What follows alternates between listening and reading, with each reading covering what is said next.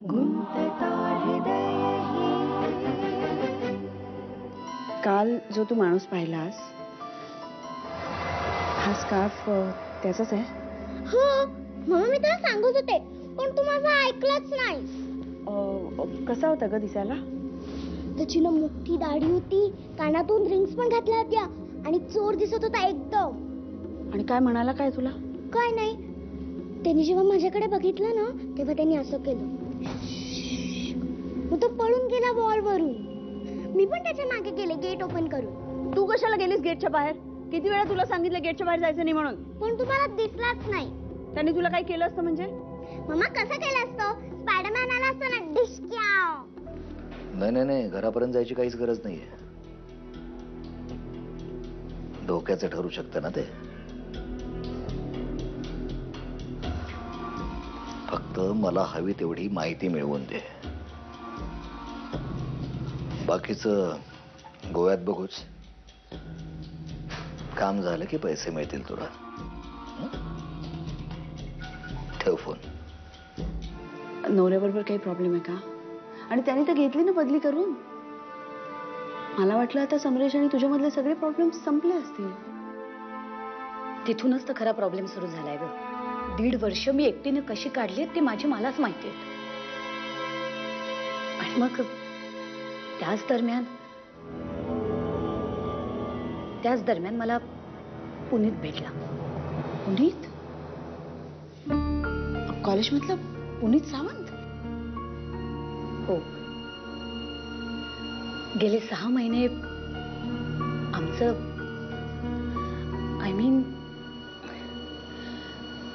कळत नाहीये का तुला? नाही ना अगं तुझा सोन्यासारखा संसार स्वतःच्या हाताने उधळायला निघालीस. किती दिवस खोटं बोलशील?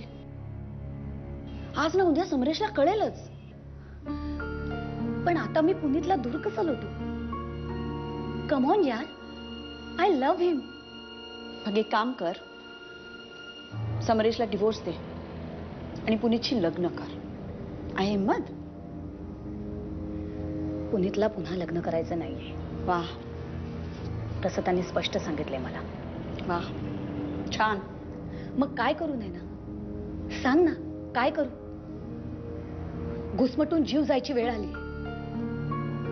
समरेशची प्रतारणा केली याचं गिल्ट जगू देत नाही आणि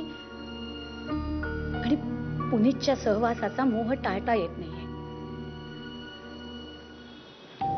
स्वतःचीच लाज वाटायला लागली मला. मला एकच कळतं भाग्यश्री, माणसाच्या हातून चूक होते, पण आपल्या हातून चूक झाली याची जाणीव असायला हवी.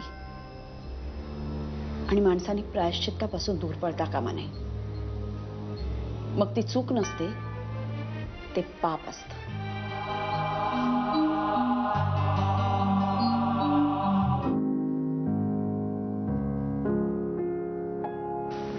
सर तुम्ही? Any progress? काम चालू आहे. First elevation.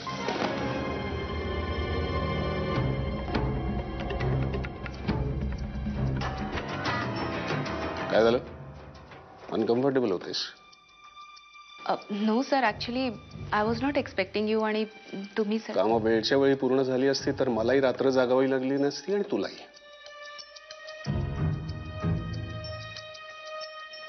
हे काय? पार्किंग लॉटच्या रॅम्पचं एलिव्हेशन खूप स्टीप आहे. मी सकाळीच सांगितलं होतं. हे अजूनही काही केलेलं नाही असतो. सर माझं काम अजून कम्प्लीट नाही झालंय. मग कधी होणार? परवा प्रेझेंटेशन आहे. सर तुम्ही बघताय मी डे नाईट काम करतेय. पण मला हवे तसे रिझल्ट नाही आहेत Ananya. Let me tell you one thing very bluntly. ऑफिसमध्ये एक शोभेची वस्तू म्हणून मी तुला ठेवलेली नाहीये. I need results. तू सुरुवातीला प्रॉमिस दाखवलंस म्हणून मी हा प्रोजेक्ट तुला लीड करायला मी दिला. आता वाटतं की मलाच ह्यात पडावं लागणार आहे. आणि असं समजू नकोस 2 दिवसात मी हे पूर्ण करू शकणार नाही. 2 दिवसात मी अख्खं जग उभं करू शकतो. Bloody keep this in your mind. Okay? अविनाशचा फोन आला होता. कधी? काल बर्थडे विश करायला. त्याच्याकडे तुझा नंबर? लँडलाईन होताच त्याच्याकडे पहिल्यापासून. नंतर मोबाईलवर पण आला होता. मी विचारलं त्याला की मोबाईल नंबर कुठनं मिळाला, तर म्हणाला मिळवला मी. आता इतक्या वर्षाने काय हवंय त्याला? काय माहित, काल तर बर्थडे विश करायलाच केला होता फोन. नंतर मोबाईलवर आला तेव्हा मी काही फारसं बोलले नाही. एक तर भाग्यश्रीचा फोन येत होता सारखा आणि मी ठेवून दिला फोन. आणि नंतर पण उलटा नाही केला. नाही ना, तो लांब असलेलाच बरा. हो, पण इतक्या वर्षांनी त्याचा आवाज ऐकून विचित्रच वाटलं. यापुढे त्याचा फोन आला ना तर त्याला स्पष्टपणे सांग, मागे जी गत झाली ना तशीच पुन्हा होईल म्हणून.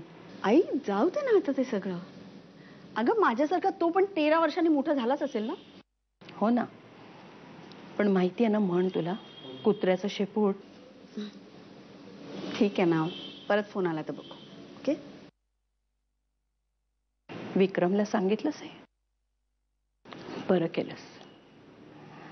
त्याच्या डोक्याला आधीच 100 व्याप आहेत आणि त्यात आई तुझ्याशी बोलून खूप हलकं वाटलं.